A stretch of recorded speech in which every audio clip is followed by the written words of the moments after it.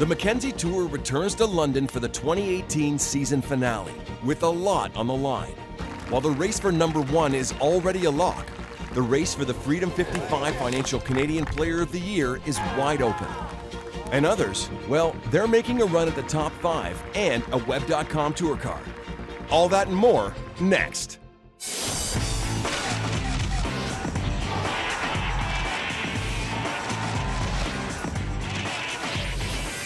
This is the Mackenzie Tour PGA Tour Canada. The final event of the season is here, the Freedom 55 Financial Championship, where the top 59 players will tee it up one last time. In London, players look to capitalize on their final chance to earn Web.com Tour status next season. A lot of guys are fighting for those 5 spots. All of our goals are to get on the Web.com Tour, and this is the first step to getting there, and there's a lot at stake. Being 7 on the money list, I'm right there, so I'm looking forward to seeing what I can do. I had a plan coming into this year, and I'm just executing what I knew I could do from the start of the year.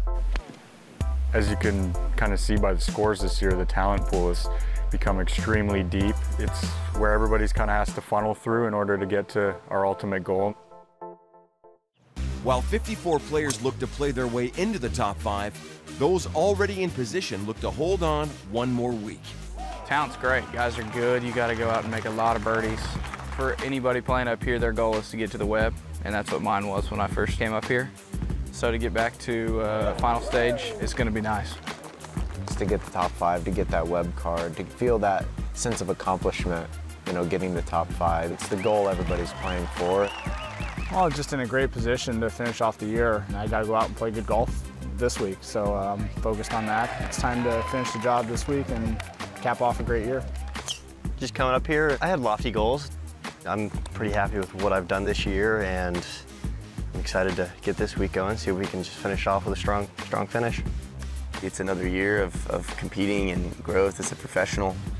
This is where I've been able to hone skills and work on all the things that it takes to get to the PGA Tour. It's been a great process to land on the Mackenzie Tour. With all eyes on the 5, the final 72 holes of the Mackenzie Tour PGA Tour Canada season kicked off with the first round of the Freedom 55 Financial Championship. American Jonathan Garrick carded a 7 under 63 for a share of the early lead. The UCLA alum has always played well at Highlands Country Club, opening with 64s the last 2 years, and he's playing his best golf at the right time after missing 4 of his first 7 cuts. A pair of Canadians locked in a battle for Freedom 55 Financial Canadian Player of the Year honors also made the front page of the leaderboard. Last year's Canadian Player of the Year, Jared Dutois, carded a bogey-free 6 under 64 to get within 1 of the lead. And he was matched by the current leader in the race for the Dan Halverson Trophy, Michael Gellerman. The 28-year-old Burlington, Ontario native entered the season-ending finale ranked 15th on the order of merit, but a win could vault him into the top 5. Meanwhile, 22-year-old Danny Walker joined Garrick atop the leaderboard. The recent University of Virginia grad made 5 birdies and the day's only eagle for a bogey-free 63. Coming up after the break, the competition for the last trophy of the season continues with second-round action. But first... Oh my God, Studley golf this year. Incredible player. Tyler's a great guy. He's a beast. Great player. We see how Tyler McCumber locked up the Player of the Year race and his Web.com tour card when this is the Mackenzie Tour PGA Tour Canada continues.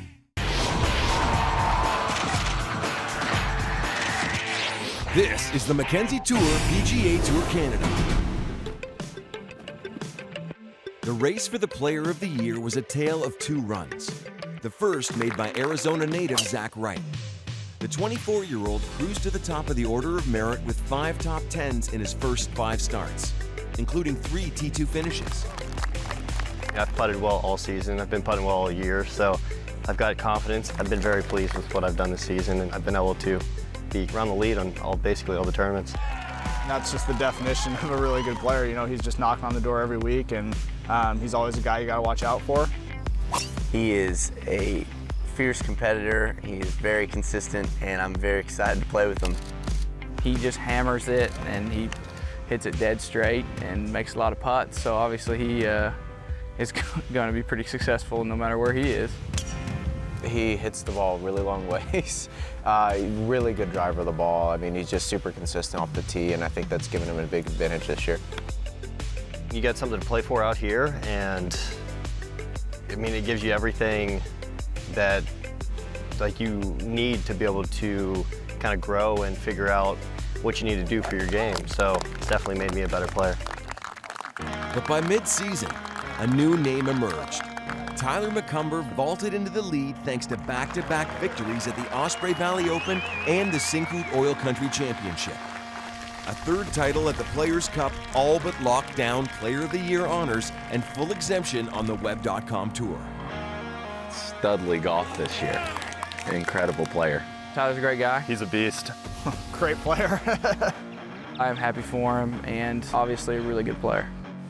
He's pretty much dominated the tour, and it's pretty crazy how a few good weeks on this tour can change your life, and how he's going to get on the Web.com Tour next year, guaranteed, and then be on the PGA Tour. So it's pretty cool to kind of look up to him as a role model out here. I played with him in Calgary, and he's a hell of a player, and he's a good dude, and we had a great duel, and yeah, good guy, good player. Obviously, great player. 3 wins in 4 weeks and a third. I mean, it's incredible. When I played with him, I didn't see really any hole in his game. Did everything really well.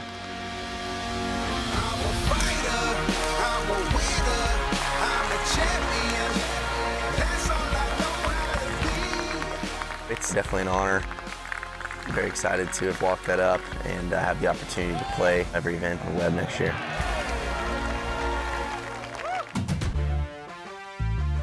While the race for Player of the Year may have been a lock, the second round action at the Freedom 55 Financial Championship intensified.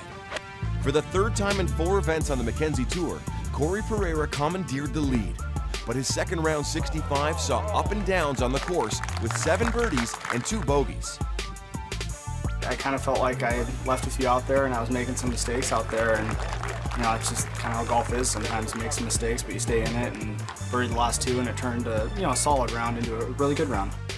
However, Pereira wasn't alone at the top of the leaderboard after Jonathan Garrick churned out 3 birdies in his final 4 holes to card a 67 for the day.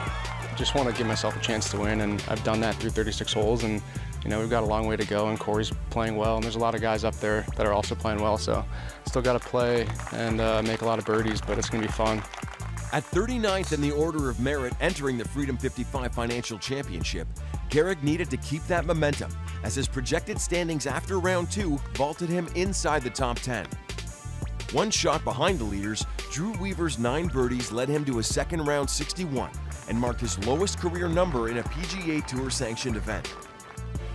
Lawrence Chan and Danny Walker tied for 3rd, and Walker was the only player with a blemish-free card through 36 holes. Sights shifted to moving day as the fight for the final 5 continued.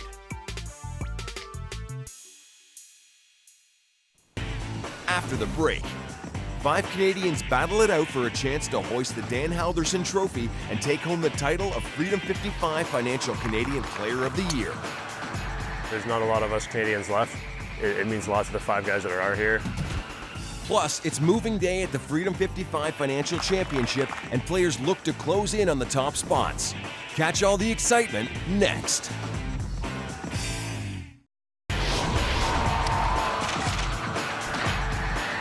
This is the Mackenzie Tour PGA Tour Canada. After a successful run this season, 5 players teed it up at the final event with a coveted title on the line. Freedom 55 Financial Canadian Player of the Year, and a chance to hoist the Dan Halderson Trophy. There's not a lot of us Canadians left. It means lots of the 5 guys that are out here. We all have a chance to do it, so I got to play well. James is a good guy, somebody I think that I looked up to early in my career as a guy who had some success out here. And Riley Wheeldon will go up against Love as one of the 5 vying for the trophy.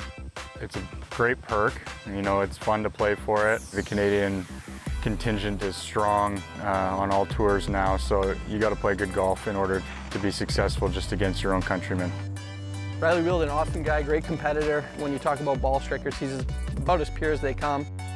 2017 Canadian Player of the Year Jared Dutois is in the mix looking to earn back-to-back titles. It's a little tournament inside the tournament, so it's fun for us. Jerry's a great guy. Obviously had a lot of success. I don't see any reason why he wouldn't do it again.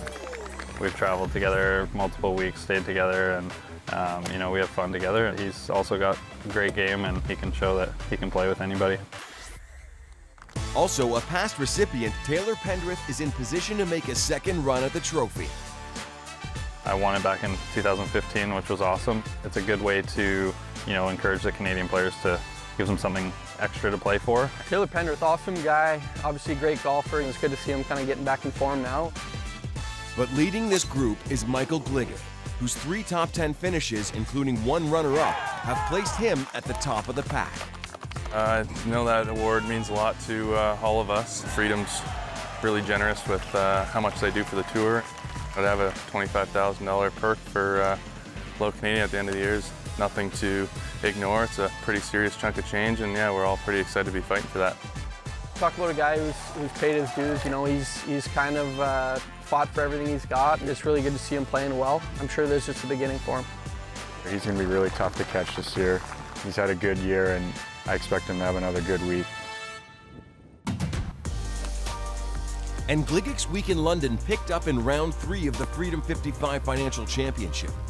A bogey-free 64 moved him into a tie for 3rd alongside Danny Walker, who could move inside the top 25 with 2nd place or better on Sunday. But Jonathan Garrick's 19 birdies through 54 holes contributed to his 2-shot advantage at day's end. Played well, I got off to a good start, and I just felt good about my game. Even the holes I parred on the front 9, I just left a couple putts short, so gave myself a lot of chances, and I was pretty happy with the score. Now in his 3rd straight year on the Mackenzie Tour, this is Garrick's first time entering Sunday with the lead, and a win could exempt him to the final round of Web.com Tour Q School. I'm just going to keep doing the same stuff, just play the golf course as well as I can, get off to a good start, and just keep it going. Carter Jenkins challenged Garrick for pole position. The American shot his lowest score as a professional with a 62 to get within 2 of the lead. And while some took advantage of moving day, others fell off the pace. After leading through 2 rounds, Corey Pereira struggled on Saturday's back 9, carding 1 bogey and a double on the 18th. He fell 5 shots off the lead, back into a tie for 5th.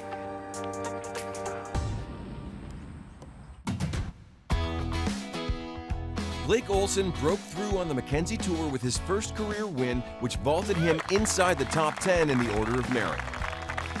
During Wednesday's practice, he gave us an inside look at his life on and off the course in this week's On the Bag. Growing up in Pensacola, played golf and a bunch of other sports growing up, and played collegiately at Georgia Southern, and this is my 4th year pro. Played a couple years on the web, and I was lucky enough to get my first Mackenzie win last week. I had to stay aggressive to even have a chance. Talk to me about your goals and what it means to be close to locking up more starts back on the web.com. It's great. I mean, we're all just trying to get better, obviously, on this tour, and there's so many talented players. So, you know, I'm in a great position. I think a lot of people would like to be in mine. So goals have shifted, and I'm trying to play well this week and see if I can actually gain starts for next year. My dad played college golf. He was an All-American. Dad and sister and younger brother played on golf scholarships. And so, you know, mom's the only one, but she's an athlete too. So she goes out there with us. Christmas time is definitely our golf time for family. Now talk to me about being a lefty. Tell me about your favorite fellow lefties that you've looked up to growing up. Definitely Phil. I mean, it's so easy that he's, you know, had one of the best amateur careers, and then obviously one of the greatest players to ever live. So, yeah, just has to be Phil. And then obviously from my hometown, Bubba Watson, great lefty and does a lot for the area. So got a lot of good lefties to look up to. Home runs or touchdowns? Touchdowns. A slice of pizza or a ballpark hot dog? Pizza, for sure. And finally, cold beer or cold soda? Cold beer. Nice. Have a good round, buddy. Thanks a lot. Appreciate it. Up next on this is the Mackenzie Tour PGA Tour Canada. 18 holes remain until one player is named Freedom 55 Financial Championship winner. And then we hear from the final 5 who are moving on to the Web.com Tour. We're just trying to have good tournaments. But I think in the back of your mind, that's the goal, you know, getting that top 5. It's a fun season, a lot of good play from everyone in the top 5. To be a part of that crew is a good achievement for sure.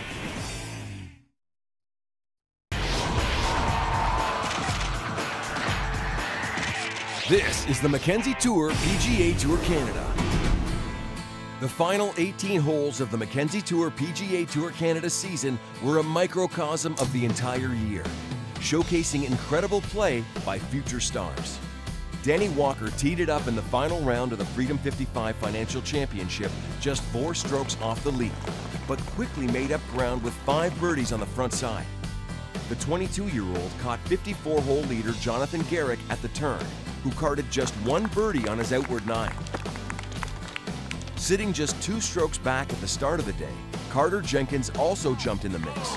With a bogey-free 3 under front side, he pulled even with Walker and Garrick at 18 under par. But Jenkins stumbled down the stretch with a double bogey and bogey on the back 9, dropping him out of contention and back into a tie for 4th. Garrick couldn't quite get it going either. He posted 2 bogeys against just 1 birdie coming in to finish with an even par 70 and a tie for 2nd. That left the youngster Danny Walker on center stage. 1 birdie coming in was all he needed to secure the lead at 19 under par and his first professional title. I don't even know what to think yet. Pretty nervous coming down the stretch. I didn't really know where things stood until I got to 17 green and saw I was leading by 1. I tried to not think about it too much and just get in the last 2 holes, see if I can par them or maybe put 1 more birdie in there to distance myself a little bit. But overall, it was a really solid day. I'm happy with how I played under the pressure. The Bradenton, Florida native's 2-stroke victory vaulted him from 51st on the order of merit to 7th, exempting him into the final stage of the 2019 Web.com Tour Q School later this fall, and just 4 months removed from turning pro. It's a good place to be. That's huge, just to have, to get into that and hopefully be playing on the web next year. That's the biggest thing more than anything. I'm really excited about that. With the 12th event complete, the final 5 is set. Michael Gellerman holds on to the 5th spot thanks to 5 top 10s this season, while Corey Pereira's earlier victory plus a T9 finish in London secured his number 4 ranking. Zach Wright turned in a great season-long performance that included 3 T2 finishes to hold firm in 3rd, while George Cunningham moved up 1 spot into 2nd after his T2 finish in the season finale. And last, but certainly not least, Tyler McCumber runs away with number 1 after 3 victories and 6 top 10s. In addition to the top 5 earning status on the Web.com Tour, players who finished 6 through 10 on the order of merit earned exemptions into the final stage of Web.com Tour Q School. Led by Sam Fedone, Danny Walker, Ben Griffin, Ian Holt, and Mark Anguiano will get an opportunity to advance. Playing alongside the eventual champion, Canadian Michael Gellerman struggled to a 3 over par 73 in the final round, but still netted a top 20 finish to end the season. He placed 16th on the final order of merit, and as the top Canadian on the board, captured Freedom 55 Financial Player of the Year honors. Next, we get to recognize the Canadian Player of the Year, Michael Gellerman. We're very happy to be presenting you with the Canadian Player of the Year, and you do get a check for $25,000 and the hardware too. I just want to thank Abby and her whole team at Freedom 55. You guys do so much for not only the tour, but for all the Canadians that get to play week in and week out, with the $2,500 bonus every week and $25,000 for the Player of the Year. It's a lot of money. It goes a long way, and we're all very thankful. So thank you. And while the post-tournament ceremonies were wrapping up outside, the celebration was just getting started. To win any tournament out here is pretty darn hard to do. If you talk to the players, you can fully appreciate what it takes to win. Winning 3 times in 4 weeks, pretty darn impressive. The 2018 Mackenzie Tour Player of the Year, Tyler McCumber. First and foremost, I'd love to thank the players on this tour. I feel like we all really pushed each other on the course and in our preparation every week, and to see the level of play on this tour and every tour really increasing over the last couple of years is very impressive, and I'm lucky to be a part of that. So thanks, guys. Obviously want to thank the Mackenzie Tour, PGA Tour Canada. They've done such a great job with this tour week in and week out, and I think I can speak for all of us when we say that we're really grateful for the honor to play on this tour, to develop our skills and then move on forward and play the web. So thanks everyone.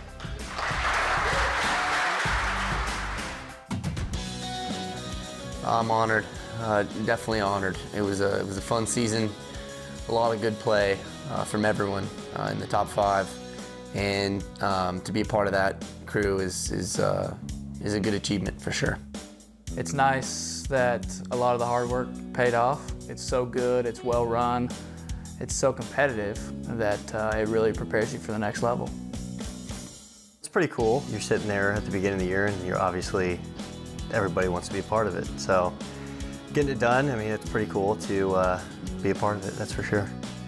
I've learned a lot this year, and I think winning on this tour and winning on web or PGA Tour, you know, it's obviously going to be harder, but I think I have the keys, you know, I have the steps going forward to do that. After all the players I've seen come through and after being up here myself, it shows how good you can get on this tour and how much you learn about yourself and being a professional on this tour to make it to the next level and the next level after that. I do feel like I have a really good professional way about the way I'm going about things, the way I'm tweaking my game. I feel like if I trust in that process and I keep doing that and don't take it too serious, I'll be fine. After a successful year on the Mackenzie Tour, the final 5 shift their sights to the Web.com Tour. And while their time in Canada comes to a close, a new class will emerge for their shot at earning one of the elite spots in 2019.